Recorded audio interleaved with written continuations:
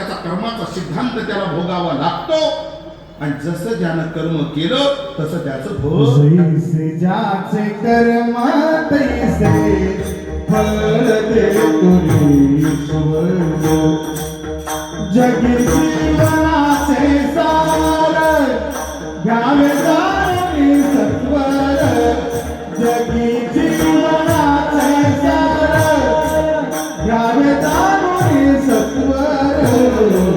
जैसे ज्याचे कर्म तैसे फळ देतो ईश्वर